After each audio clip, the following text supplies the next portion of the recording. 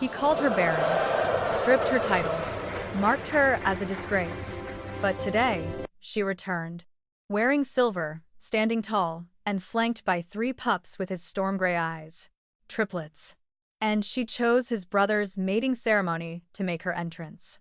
Real Lunas don't beg. They rise. Let me know where you're watching from in the comments. She'll see what she gave up, Kalen muttered under his breath as the mating ceremony began. His brother Lucien stood beside him, radiant in ceremonial armor, with Ariana veil glowing at his side. Pack elders whispered blessings. A harp played softly. Kalen's new mate candidate beamed at him. Everything was perfect. Until the wind shifted. A silver carriage appeared at the edge of the gathering, pulled by 2 obsidian-furred shadow wolves. The pack's murmurs quieted. Heads turned.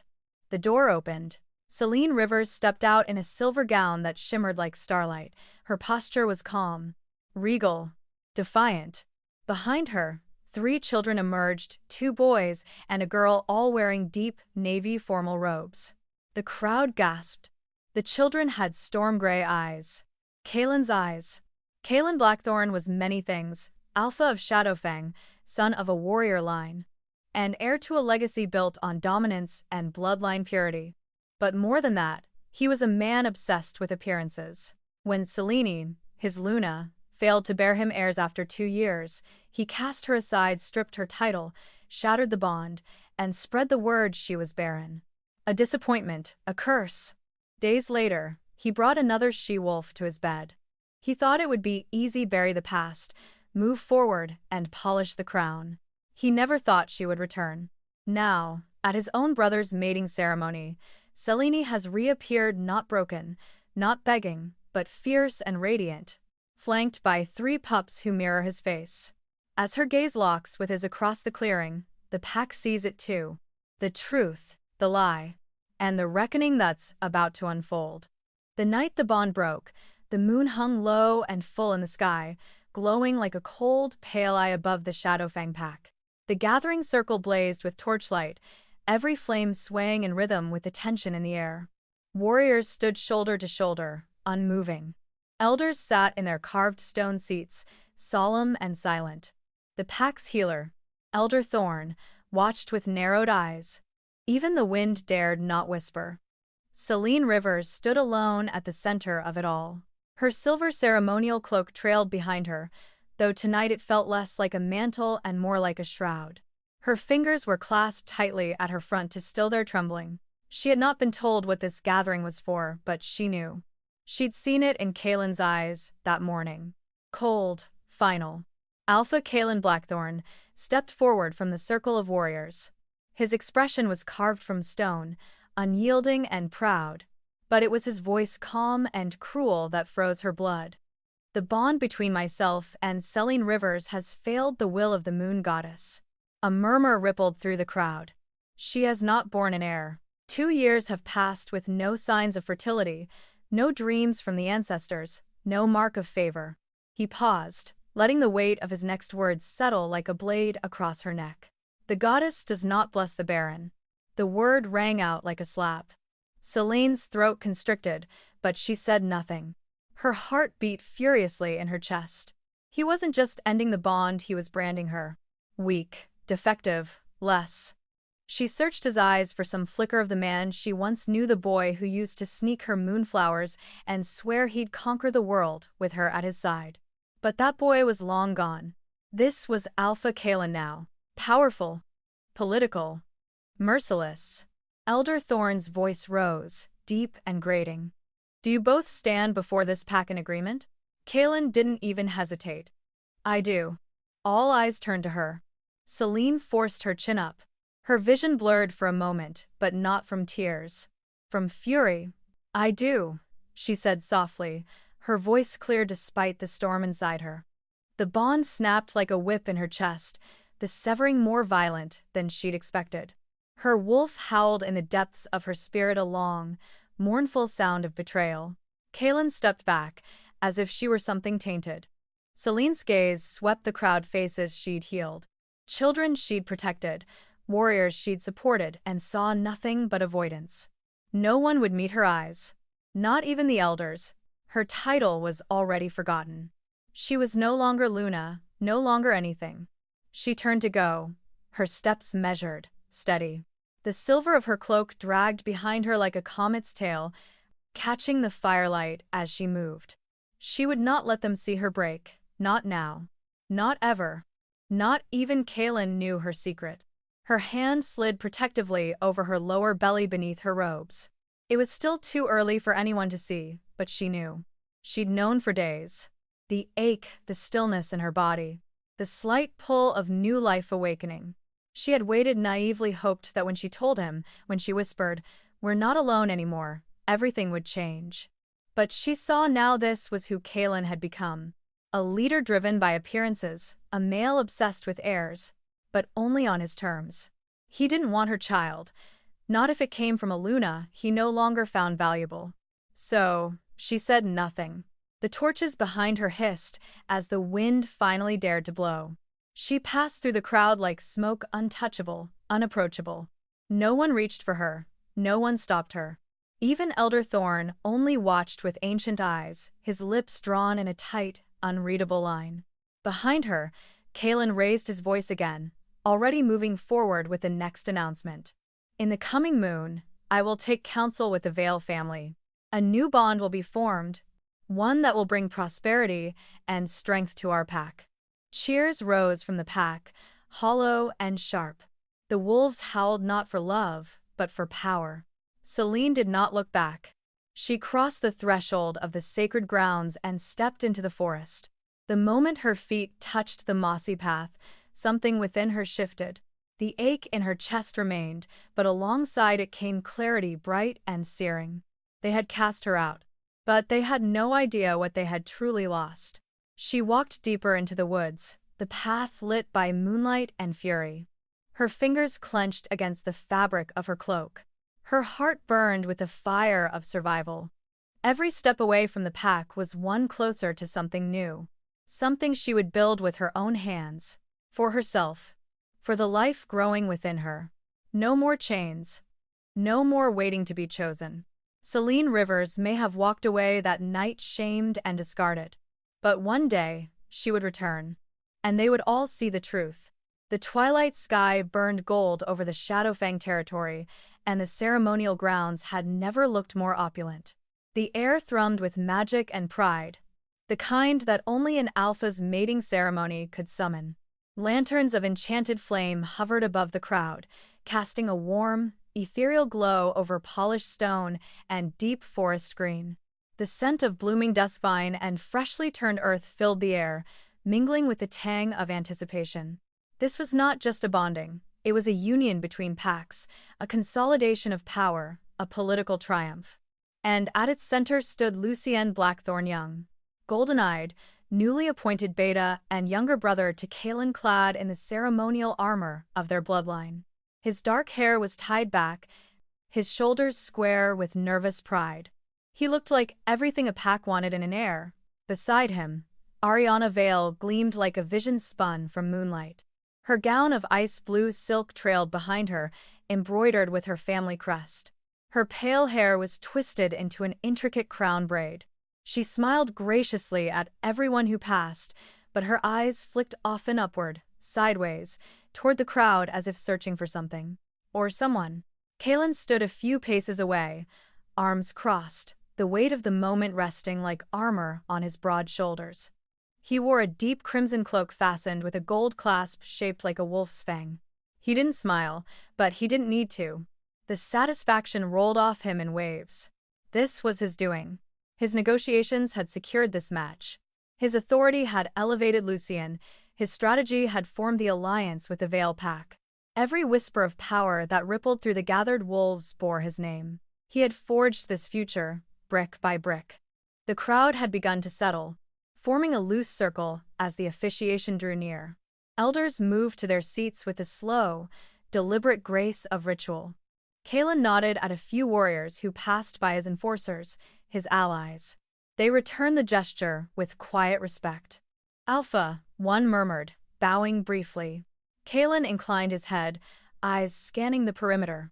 No threats, no surprises. And yet, Something flickered in his chest. Something he hadn't felt in years. A small, strange breath of unease. He couldn't place it, and he pushed it down quickly. Tonight was not about uncertainty. Tonight was about legacy. The musicians struck the first note of the ritual hymn, a low, humming vibration of strings and drums that stirred the magic in the soil itself. A faint golden thread shimmered beneath Ariana and Lucien's feet, marking the sacred path they would walk as they completed their bond. Kaelin watched them. Lucien stood tall, but he wasn't smiling. His jaw was tight, his eyes flicking toward Kaelin more than toward his intended. Ariana reached for Lucien's hand, and he took it, but his fingers were cold. Kaelin noticed. Others might not have. He leaned slightly toward Elder Thorn, seated to his right. "He's nervous," Kaelin murmured. Thorn's weathered face didn't turn. "He has reason to be." Kaelin arched a brow. "You doubt the bond?" "I doubt the ghosts," Thorn replied, eyes fixed on the ceremonial path. Kaelin's expression tightened. "There are no ghosts here tonight." But even as he said it, the energy in the air shifted. A ripple passed through the crowd like a gust of wind no one could trace.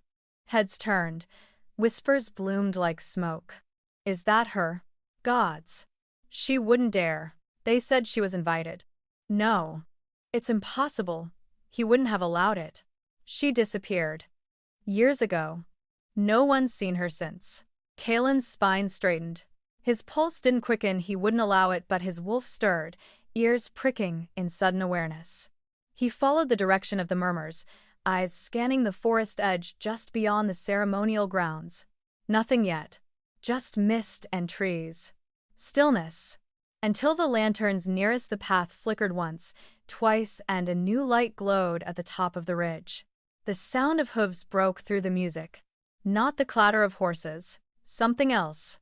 Something older. A carriage, drawn by two massive wolves black as shadows, glided into view. The crowd parted without being asked. The wolves didn't snarl. They didn't need to. Their presence alone carved silence in their wake. Regal, terrifying, divine. Kaelin's breath caught then released through gritted teeth. He knew that carriage. Or at least, he thought he did. It had been years. But the sigil on its side, crescent moon wrapped in thorns, was burned into memory. "Moon's mercy," someone whispered. She came. Kaelin didn't move. He didn't speak. But the mask cracked, just a hairline fracture. His jaw clenched, his fingers curled around the edge of his cloak. "Celine." Lucien turned slightly, his brow creasing. Ariana went stiff beside him. The carriage door opened, and the past stepped out.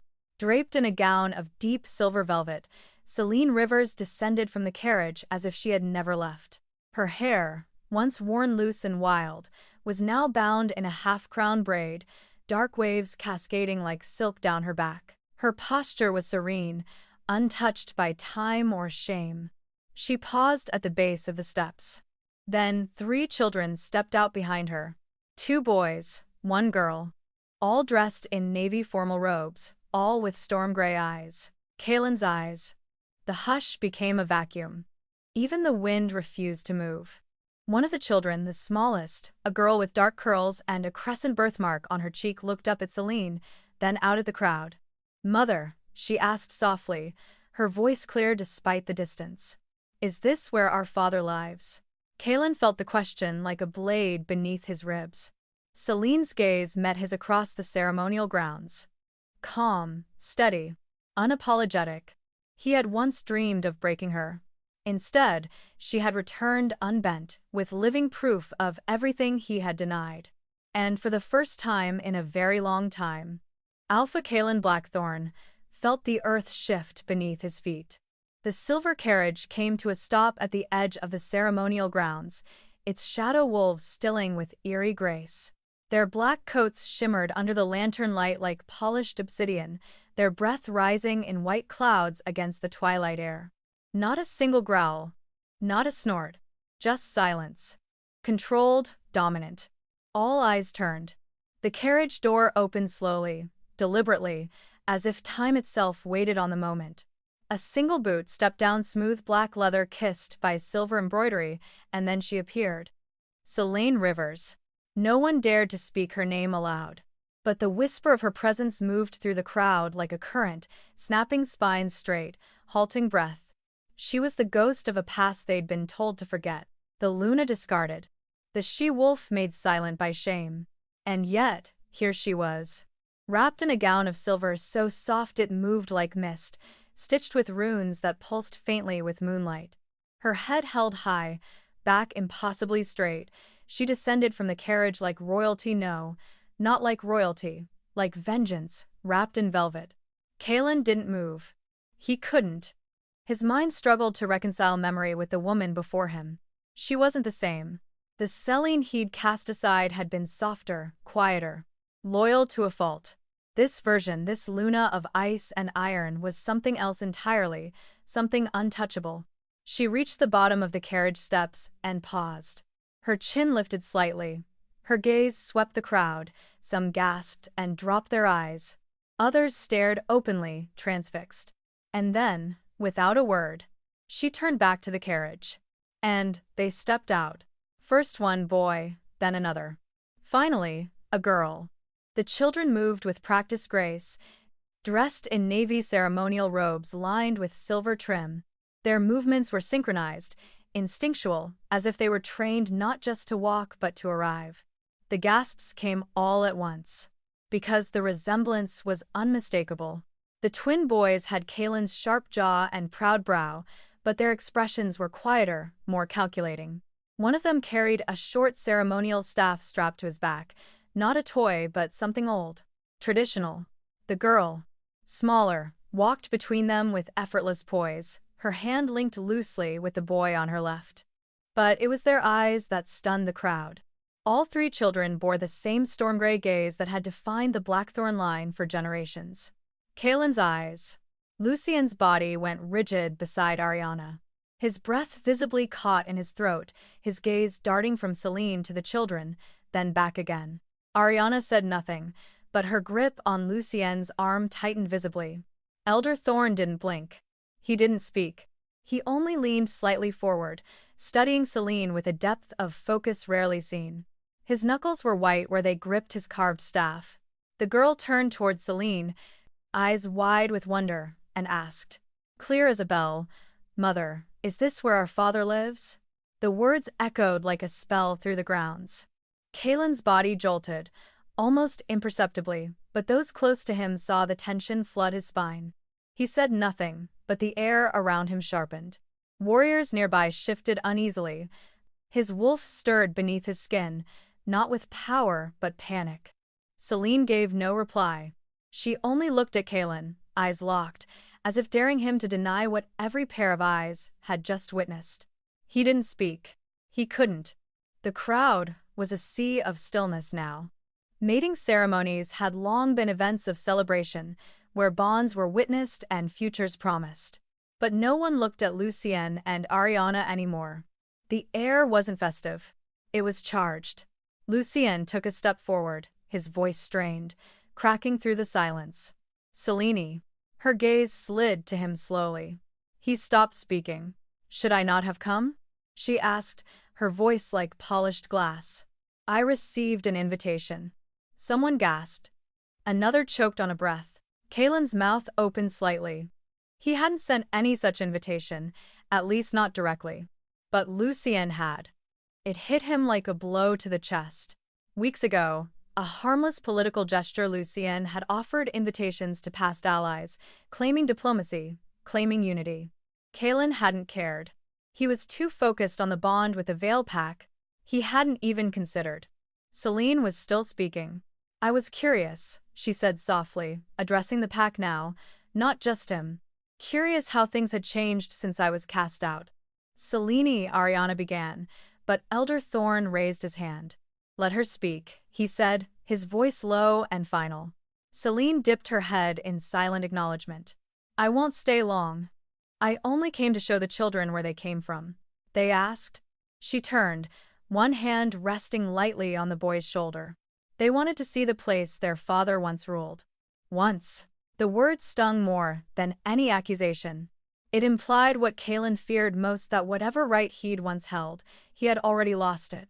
The boy with the staff stepped forward slightly, his gray eyes sweeping across the crowd. His gaze didn't tremble. Neither did the girls. They were still, poised. Celane's training was obvious. And yet, they were pups. Small, new to the world. Maybe 5 summers old. Born around the time he'd ended the bond. The math sliced clean through him. Kalen swallowed, his throat dry as ash. He felt eyes on him, Lucien's, Ariana's, the warriors, the elders, the entire pack, waiting for him to speak. To deny. To rage. To claim. To crumble. But he said nothing. Because, deep down, the truth stared back at him in triplicate. Celine didn't demand anything. She didn't accuse. She didn't threaten. She simply stood there, in moon silver and dignity, surrounded by the living proof of his greatest mistake.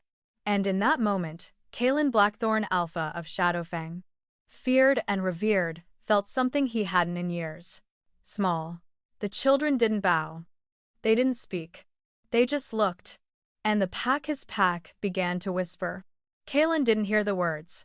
But he knew what they were. And for the first time in a long time, he didn't know what came next. The crowd had shifted from awe to agitation. The silence that once hung reverently over the mating ceremony now vibrated with whispers too loud to ignore. It wasn't just the presence of Selene and her children that unsettled them. It was the uncanny resemblance, the storm-gray eyes duplicated in 3 small faces, and Kalen's deafening silence. Selene stood unmoving beneath the gaze of hundreds. She hadn't flinched. She hadn't lowered her eyes. She simply waited, poised, unbothered, as though this moment had been written long before the first torch had been lit tonight. Lucienne took another step forward, visibly shaken now, voice low but firm. Selene, you can't just arrive like this at my mating ceremony and make implications. Ariana said nothing, her expression unreadable now. But her fingers gripped the folds of her gown so tightly the fabric strained. I've made no implications, Selene replied calmly. I've said nothing untrue. Lucien opened his mouth, likely to object again, but Elder Thorn cut in, rising slowly from his seat, robes rustling like old paper. The elder's gaze swept across the grounds, commanding silence without raising his voice. We do not traffic in rumor, Selene Rivers, he said. If you've returned to make a claim, make it plainly. Her eyes met his, and for the first time that evening, they softened just a little. There was respect there, buried under time and betrayal. I make no claim, she said. I ask for nothing. I only brought the children because they asked where they came from. They deserved to see. Elder Thorn's stare sharpened. And what are we meant to see, Selene? Kalen finally moved, stepping forward from the crowd. His expression was carefully neutral, but there was tension in every line of his body. They're not mine, he said, low, measured. She's playing a game. Selene didn't even blink. Is that what you told yourself when you blocked every letter I sent? Every message I left? When you changed your number, your wards, your gatekeeper? Gasps flickered through the pack. Kalen's mouth twitched, but he said nothing. You claimed I was barren, she continued, voice steady. Told the pack I couldn't give you heirs. And when I tried to tell you I was pregnant when I tried to reach you, you made sure I couldn't. I didn't disappear, Kalen. You erased me. Lies, he snapped, a little too fast, a little too loud. I never received anything. Selene reached into the folds of her gown and pulled out a small, weathered bundle. She unwrapped it with care, revealing a stack of letters, marked with the Blackthorn seal unopened. Unbroken. Untouched. Another gasp moved through the crowd like a rising wave. I sent one every moon for 7 months, she said, lifting the bundle in both hands. Each one returned to me unopened. Your beta at the time said you had ordered no correspondence from me be accepted. She handed the bundle to Elder Thorn, who took it silently. I came to you once, she added, voice quieter now. At dawn. I stood at the gates for hours. Your guards said you were away. I waited until nightfall. Then, I left. Kalen didn't respond. His eyes flicked to the children again, and something flickered across his face, not fear, but the distant, creeping realization that the walls he'd built weren't as high as he thought. Celine took a breath, steadying herself. "I never wanted revenge," she said. "Not once. I just wanted to raise them in peace." But they started asking questions. About their father. About who they are. And they deserve more than silence. They deserve the truth. One of the boys stepped slightly forward, hand tightening around the staff strapped across his back. He looked directly at Kaelin, his small jaw firm. The weight of that gaze, so young and yet so knowing, made Kaelin look away first. Elder Thorn unwrapped the letters with slow, practiced fingers. He examined the seals. Authentic, undisturbed. His expression didn't change, but his next words carried the weight of old magic. "We do not rely on appearances alone," he said. "We will seek the truth as the ancestors intended." Celine nodded, unsurprised. Kaelin flinched, the corner of his mouth twitching. "You can't be serious." Elder Thorn turned to him slowly. "Do you deny her claim with certainty?" Kaelin hesitated. "Do you swear the children are not yours, under moon and blood?" The ritual phrasing carried power. To lie beneath it was to risk madness or death. Kaelin's jaw clenched. "I don't know." "Then we shall know before the moon sets," Elder Thorn declared. From the folds of his ceremonial robe, he drew a thin blade, old and silvered, etched with symbols of lineage and binding. The crowd shifted, hushed. Everyone recognized it, the blade of origins, a relic used only in blood rites. Celine. "Kaelin. Do you consent to the right of blood?" "I do," Celine said immediately. Kaelin hesitated. "If this is how we end the questions," he said tightly, "then fine, I do." Thorn nodded once. "Then we proceed." He gestured for the children to approach. The two boys stepped forward first, then the girl. None of them hesitated. Not one looked afraid. Thorn examined each with solemn respect, then turned to Kaelin. "Your blood first, Alpha." Kaelin removed his glove with tight fingers and extended his hand. Thorn sliced the blade across his palm, a clean, swift cut. He let the blood drip into the shallow silver bowl. Then he turned to the children, repeating the process. Each one stepped forward, without flinching. The bowl filled, the magic in the air beginning to hum softly. Ancient words murmured under Thorn's breath. He raised the bowl toward the moonlight. The surface shimmered red, silver, then gold. The crowd held its breath. Thorn's voice rang out, sharp and clear. "The blood is of one line. The children are of Kaelin Blackthorn." A sound left Kaelin's throat. Not a word. Not a curse. Just the sharp, shocked breath of a man who had believed his lies for so long, he'd forgotten the truth might still exist. Celine turned her head, finally letting her gaze fall from Kaelin's face. She reached for her daughter's hand, held it gently, and said nothing more. Elder Thorn looked at Kaelin, hard and unyielding. "What happens next," he said, "will not be yours to decide." The blood was still wet in the bowl when the ceremony began to fracture. A single gasp echoed, then another. The whispers built like a rising tide, swarming through the gathered wolves in waves that drowned out the ceremonial music, the sacred silence, everything. The golden ritual thread that had glowed beneath Lucienne and Ariana's feet flickered once then died. Extinguished. Forgotten. Ariana stepped back from the center of the ring, her lips parted in disbelief. Her eyes locked on Kaelin with a sharpness that could have cut stone.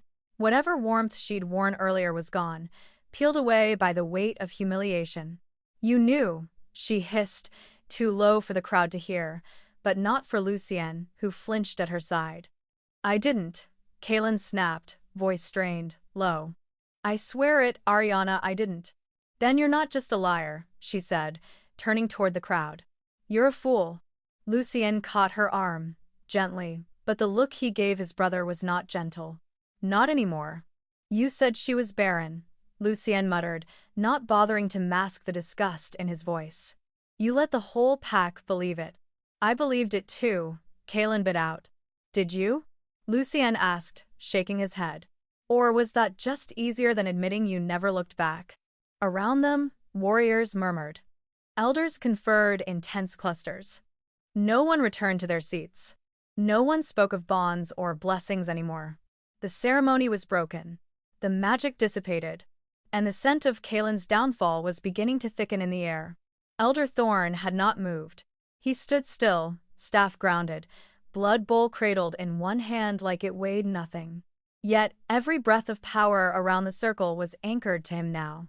"This is a disaster," Ariana said, voice brittle with fury. "My family, my pack will see this as an insult. An insult you dragged us into." Lucien opened his mouth to defend her, or perhaps defend himself. But she was already moving, gliding from the circle with lethal grace, eyes straight ahead, shoulders rigid. And just like that, the mating alliance that Kaelin had spent years cultivating slipped through his fingers. He turned to the crowd, to the warriors who had once bowed without hesitation, to the elders who had once repeated his name with reverence. But now their faces had changed. Some were blank, others tight-lipped. More than a few held the look of betrayal.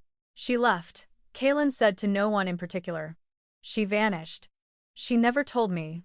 She tried," came Celine's voice. Clear and unshaken, standing beneath the lantern light with her children at her side. "She left me with no heirs, no explanation. She left you with the truth," Thorn said, his voice deep, resonant. "And you refused to see it." Kaelin stepped forward, the weight of 100 eyes crawling across his back. This was never supposed to happen. The mating ceremony this night was about Lucien. Lucien laughed, one sharp bark of a sound with no humor in it. "Oh, don't try to hand me that now. You made this night about yourself the moment you called her Barren." "Enough," Thorn said. And his voice cut through the chaos like a blade. Even the children stilled. Kaelin closed his mouth, jaw twitching. The elders stepped between them all, standing at the center of the ruined ritual circle. "This pack is built on truth," he said. "On legacy and law. But when power speaks lies, the foundation begins to rot." He turned slowly toward Kaelin. "You are Alpha. You command obedience. Not because you demand it, but because it is given freely. Do you still hold that obedience, Kaelin Blackthorn?" The silence was thunderous. No one moved. And that said everything. Kaelin swallowed, throat tight. He could feel the shift beneath his boots, the ground itself beginning to pull away from him. "What would you have me do?" he asked finally, not in defiance, but in something dangerously close to desperation. Elder Thorn extended the bowl of blood again, the surface now dark, settled. "You will take a truth-binding oath. Here, now." Kaelin recoiled. "That ritual is for trials, criminals." "You think I think the pack needs clarity," Thorn interrupted. "They deserve to know which part of your story is true, if any." "You can't force me." "I can," Thorn said. "And if you refuse, your claim to Alpha will be called into question by dawn." Gasps, not dramatic, but real. Sharp, electric. Kaelin turned slowly, meeting the eyes of his enforcers. Some looked away, others didn't. But none stepped forward. Celine said nothing. Her children watched him with an unsettling calm, not curious, not afraid, just waiting. Lucien didn't speak either. He stood beside Ariana's abandoned place like a man suddenly aware that everything he stood on was built by someone else's lies. Kaelin clenched his fists. And then he nodded. "I'll take the oath." The ritual was swift. Thorn drew 3 more cuts: wrist, palm, and heartline. Each one bled into the bowl anew, mingling with what had already been given. He whispered the incantation, an ancient series of words that bound tongue to spirit, memory to magic. "Speak, Kaelin Blackthorn," he said when it was done, his voice deep with power. "Did you know Celine Rivers carried your children when you dissolved the bond?" "No," Kaelin said. And this time, the oath shimmered around his words. "Truth. Did you block her letters?" Kaelin hesitated. "I gave instructions," he admitted, "to cut all contact." The oath flared gold. "Truth. Did you lie to the pack?" "I believed she was Barren," he said. A flicker of gold. "Incomplete. But you never confirmed it?" Kaelin's voice was quieter now. "No. I never asked the healer, I assumed." The air went still. The magic swirled again, gold and unforgiving. It did not burn him, but it judged him. Thorn nodded once. The oath released, its light dissolving back into the night. The damage was done. Kalen stood in the center of the sacred grounds, blood drying on his skin, reputation bleeding around him, and knew no matter how this night ended, he would never leave it whole. The crowd hadn't fully dispersed, but the mating ceremony was already a memory. The torches still burned, the moon still glowed, but no one looked at Lucien anymore. No one spoke of Ariana. The sacred circle had been claimed by a different narrative, one no one had expected but now no one could ignore. Celine stood in the space once meant for blessings, her children at her side, and she held the silence like it belonged to her. Elder Thorn was the first to speak. "You have brought truth, Celine Rivers. And truth brings consequence. But what now?" Celine didn't flinch under the weight of the moment. Her eyes met his, unwavering. "I walked away from Shadowfang with nothing," she said, voice steady, clear. "No title. No pack. No bond. I was shunned and silenced. And I carried 3 lives inside me while the world believed I was cursed." The hush returned, deeper than before. "I didn't ask the moon goddess for vengeance. I asked for purpose." She paused, gaze sweeping the gathered wolves, some still wary, others transfixed. She answered. She lifted her chin. "There is a crescent valley beyond the whispering pines. A place untouched by border patrols and free from bloodline laws. I claimed it. I made it mine." Gasps rippled through the crowd. "There is no such land," one elder muttered. "There wasn't," Celine replied. "Not until I built it." Kalen stiffened. "I took in the ones you called weak," she continued. "The she-wolves cast out after rejections, the pups abandoned because they couldn't shift on time, the rogues no one trusted. I gave them shelter, then I trained them." A flicker of power sparked in her aura as she spoke. "They call it the Crescent Sanctuary now. But to many, it's more than that. It's a home, a place where titles don't define worth." She turned slightly, motioning to the triplets. "And these 3, Rowan, Jackson, Lyra, were raised among warriors. Among wolves who know pain and power and purpose." Rowan, the eldest by minutes, stepped forward slightly, staff strapped to his back. His posture was that of a young alpha, not in name, but in presence. Jackson followed, quieter but no less fierce, his eyes sweeping the crowd as if measuring threat from potential. And Lyra stood between them, small, calm, and radiant. Her power was quieter, but it pulsed beneath her skin like waiting light. "They have trained in combat, strategy, healing, and the old ways," Celine said. "They've never known luxury. Only discipline, honor, strength that doesn't require cruelty." Her eyes flicked, unblinking, to Kalen. "They have never been taught to fear a name." Kalen's throat tightened. He looked at them, really looked this time. They weren't just his blood. They weren't just children. They were proof of what Celine had become in his absence. A mother, a leader, a builder of something lasting. While he'd been polishing his title and preening before political mates, she had carved out a kingdom from exile. And she had done it without him. He wanted to be angry, but instead, he felt small. She made herself alpha. Someone whispered. "Alpha of rogues," scoffed another, though there was no conviction behind it. But Elder Thorn, he said nothing. He only watched. And Kalen knew what that meant. It meant Celine wasn't just a threat to his pride. She was a mirror, a reminder that he had measured strength by bloodline, by mating bonds, by pack size and land and old rules. Celine had measured strength by survival. And she had built something stronger than he'd ever imagined. He took a step forward. "You lead them?" His voice cracked with disbelief. Not malice, not arrogance. Just the stunned disorientation of a man seeing the future and realizing it had outpaced him. "I do," Celine answered simply. "You're alpha," he said. "I am. And you didn't come back. To take anything?" She tilted her head, studying him. "I came back because my children wanted to understand where they came from. That's all." He swallowed hard. "And now that they know, they'll decide if this place has anything to offer them. The implications sank in like ice water. He wasn't being asked. He wasn't being begged. He wasn't being given the chance to reclaim. The power had shifted. Not with fire, not with blood, but with truth. The crowd murmured again, this time with something deeper respect, perhaps, or confusion that tasted like awe. The legend of the discarded Luna had become something new, something dangerous. Kalen turned to Rowan, who watched him with a gaze too old for his years. You are strong. Rowan said nothing, but he nodded once, a gesture that held more gravity than any title Kalen had ever received. And in that moment, Kalen knew. Celine had risen while he had stagnated. While he had wallowed in ceremony, in power plays and whispered courtship, she had been building something real.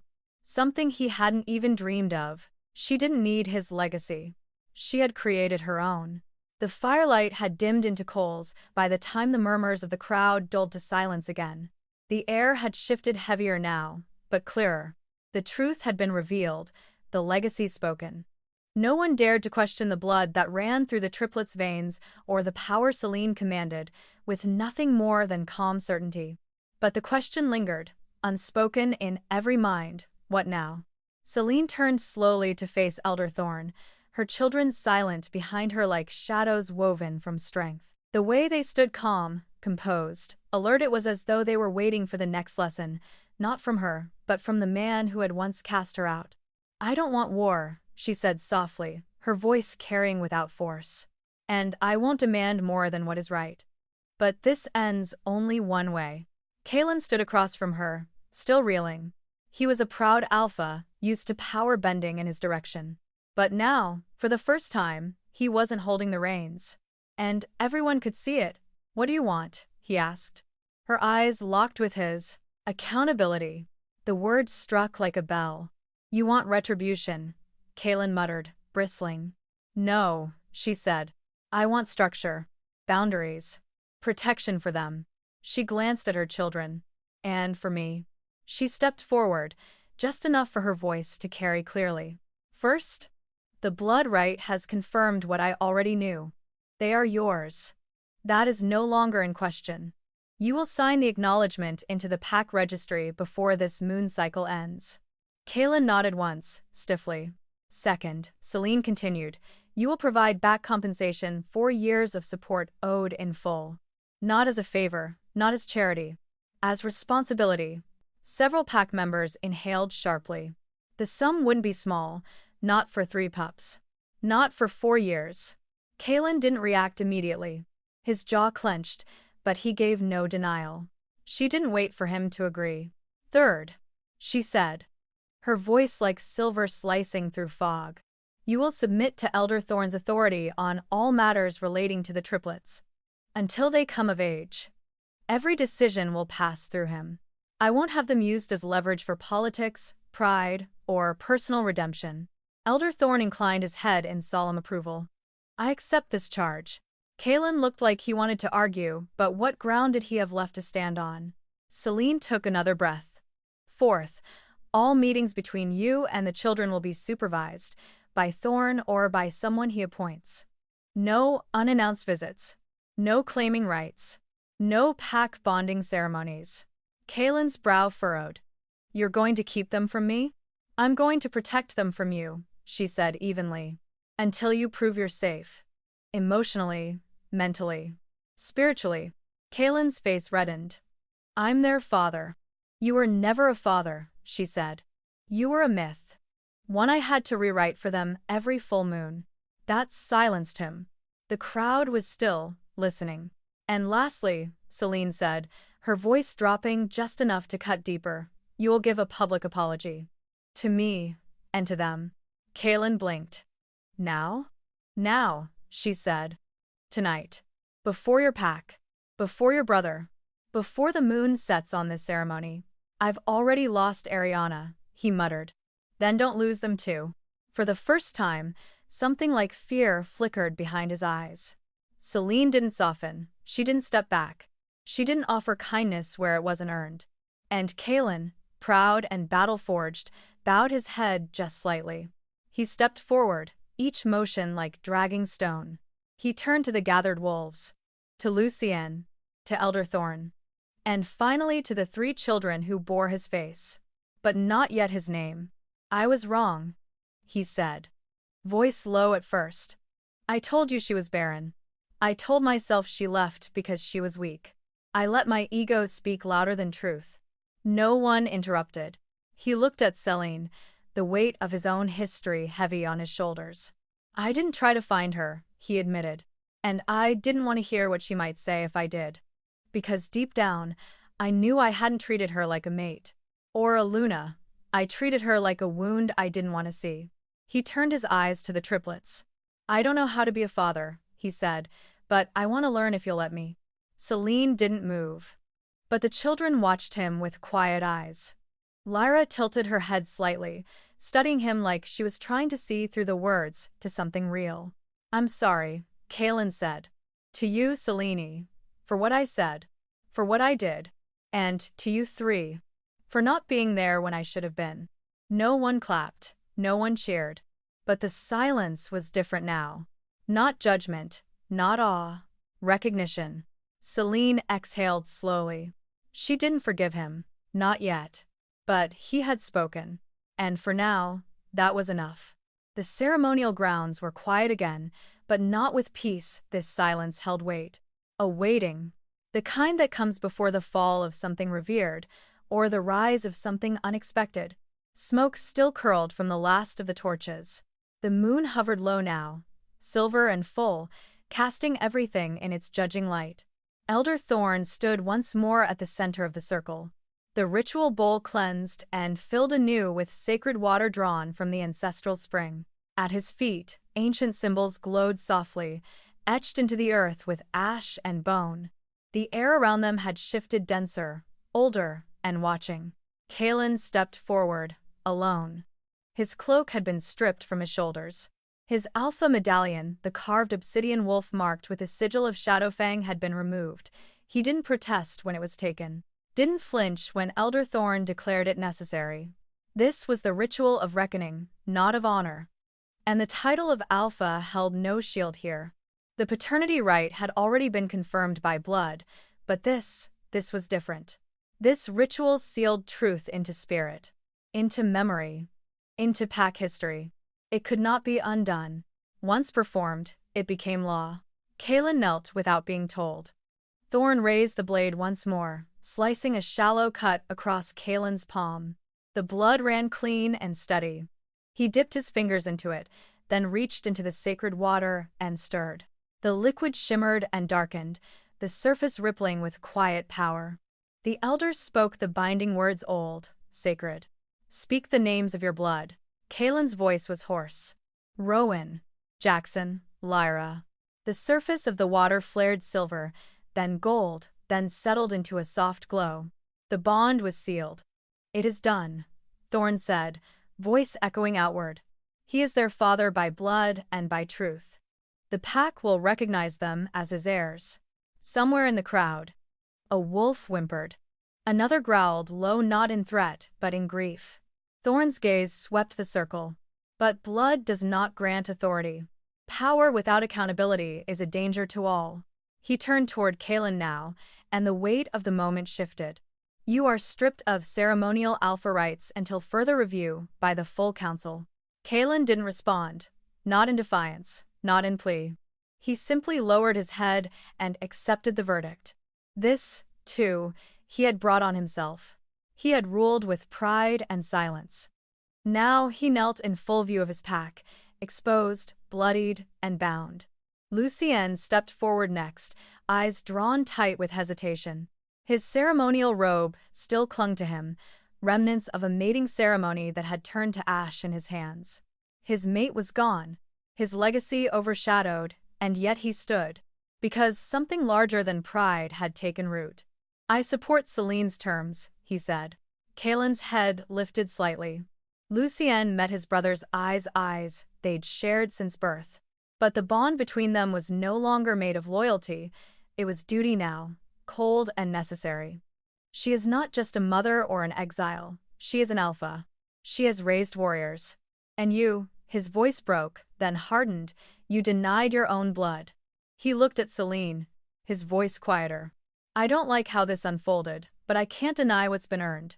I stand with your demands, and I ask the pack to honor them."